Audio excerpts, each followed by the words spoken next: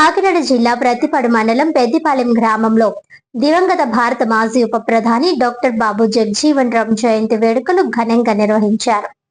ఈ సందర్భంగా SC community youth సభ్యులు డాక్టర్ బిఆర్ అంబేద్కర్, మందా కృష్ణమాదిగ, విజయ్ దళపతి ఫ్లెక్సులు, ప్లకార్డులతో గ్రామంలో ర్యాలీ నిర్వహించారు. జై బాబు జగజీవన్ రామ్, జై అంబేద్కర్ అంటూ నినాదాలతో గ్రామ వీధుల్లో సందడి చేశారు. అనంతరం విగ్రహదాత చింతాకుల భాస్కర్ రావు సాంప్రదాయ పద్ధతిలో కేక్ కట్ చేసి బాబు జగజీవన్ రామ్, అంబేద్కర్ విగ్రహాలకు పూలమాలలు సమర్పించారు. ఈ సందర్భంగా అక్షర స్కూల్ అధినేత లొండాల ఓవరాజు, స్థానిక చర్చి పాస్టర్ బాత్ నాగేశ్వరరావు మాట్లాడుతూ వారు చేసిన సేవలను, వెనుకబడిన వర్గాల అభ్యున్నతికి చేసిన కృషిని వివరించారు. చదువు ద్వారానే అభివృద్ధి సాధ్యమని, ప్రతి ఒక్కరూ విద్యను అభ్యసించాలని పిలుపునిచ్చారు. బాబు జగజీవన్ రామ్ జీవితం, విద్యాభ్యాసం, విప్లవాత్మక ఆలోచనలు స్మరించుకున్నారు. ఆయన రాజకీయ ప్రస్థానం, కుటుంబం, సామాజిక సేవలో చేసిన కృషిని వివరించారు. ఈ కార్యక్రమంలో స్థానిక యువ నాయకులు, గ్రామ ప్రముఖులు పెద్ద సంఖ్యలో పాల్గొన్నారు.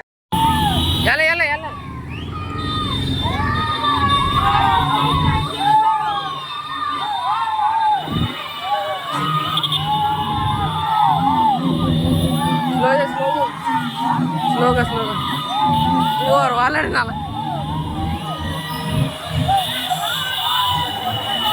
ఆరును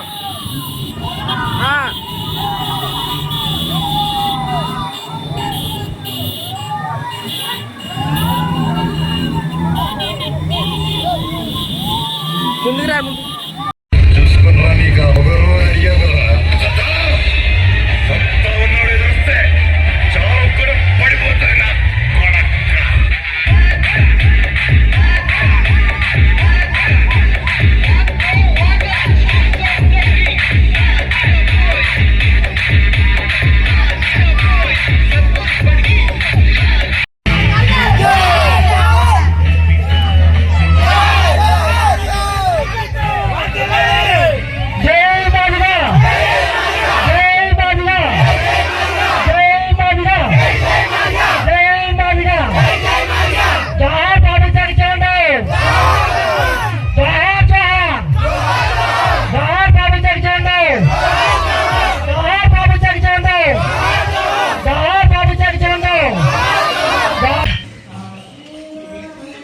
ఆటమి ఎరగనటువంటి నాయకుడు, డిప్యూటీ ఉప ప్రధానమంత్రిగా కూడా చేసి దేశం నలుమూలల ఖ్యాతి చెందినటువంటి జగజీవన్ రామ్ గారు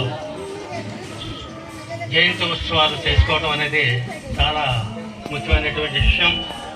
అంచేత ప్రతి ఒక్కరూ కూడా అలాంటి పెద్ద నాయకులని మనం స్ఫూర్తిగా తీసుకుని మనం ఇంకా బీసీలే కాదు, ఎస్సీలే కాదు, దళితులే కాదు, అన్ని వర్గాల వారు కూడా అభివృద్ధి చెందాలని, అదే విధంగా దళితులు, బీసీలు కూడా పిల్లల్ని జాగ్రత్తగా చదివించుకొని అభివృద్ధి చెందేటట్టు మన తల్లిదండ్రులుగా, పెద్దవాళ్ళగా మనం కృషి చేయాలని చెప్పి కోరుతూ ఈ అవకాశం ఇచ్చినటువంటి ఈ కార్యవర్గానికి ధన్యవాదాలు తెలియజేస్తూ మీ అందరికీ నా అభినందనలు. ఇది అణగారి వర్గాలు ఎవరైతే ఉన్నారో ఈ దళిత వర్గానికి చెందిన కొండ అన్నారు. మనమైతే ఏం చేస్తాం, ఖచ్చితంగా మనకు ఒక కొండ వచ్చిందిరా, అందులో మంచినీళ్ళే తాగుతాం. కానీ ఈ బాబూజీ గారు అలా చేయలేదు. దాన్ని వ్యతిరేకించి ఆ కొండను పగలగొట్టాడండి. ఆ కొండను పగలగొడితే అక్కడ ఉద్యమం లెగిసిందండి. వీళ్ళంతా వెళ్ళి మళ్ళీ ప్రిన్సిపాల్ దగ్గర కంప్లైంట్ చేశారు.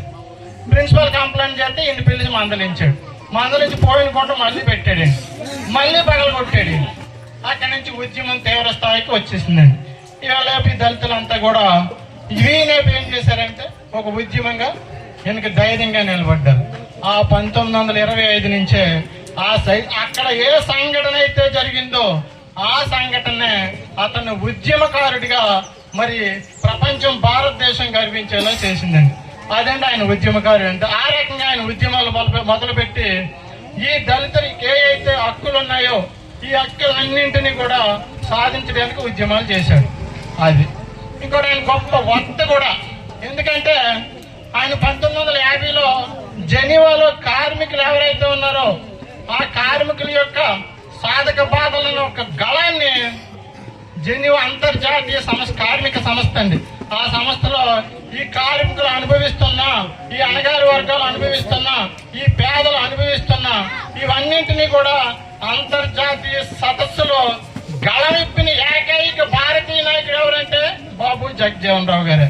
అక్షరాస్యత ప్రతి ఒక్కరూ తల్లిదండ్రులు అందరూ కూడా పిల్లల్ని శ్రద్ధగా మన కష్టాల్లో ఉన్నా సరే కానీ పిల్లల్ని స్కూల్లో చేర్పించుకుంటే అందరినీ అక్షరాస్యులుగా చేసి చదువు ఒకటే మన ఎదుగుదల కారణం అనేది మన అందరం గ్రహించి అందరూ కూడా విద్యావంతులుగా ఉండాలని, అలాగే మన గ్రామం అంతా ఐక్యంగా పెద్దపాలెం గ్రామం అంటే మంచి గ్రామం, పూర్వం నుంచి ఒక పద్ధతి గ్రామం, అందరూ కలిసిమెలిసి ఉంటారు, ఊళ్ళో పెద్దలు ప్రజలు అందరూ ఒక ఐక్యంగా ఉంటారనే పేరు తీసుకురావాలని మనస వాస కర్మణ త్రికరణ శుద్ధిగా మీ అందరికీ తెలియజేసుకుంటూ ఈ అవకాశం ఇచ్చిన పెద్దలందరికీ, ఈ యూత్ వారు రాత్రి వచ్చి నన్ను పిలిచారు.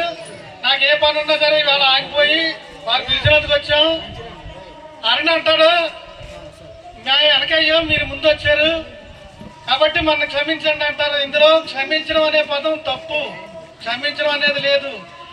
మేమే ముందు రావాలి. అసలు మీకంటే నాకు గుర్తుండదు జగజ్జీవన్ రావు గారి యొక్క జయంతి ఈ రోజు అనేది గుర్తు కూడా లేదు. మీరు వచ్చి గుర్తు చేసి మమ్మల్ని ఇక్కడికి ఆహ్వానించినందుకు పదే పదే మనస్ఫూర్తిగా మీ అందరికీ కృతజ్ఞతలు తెలియజేసుకుంటూ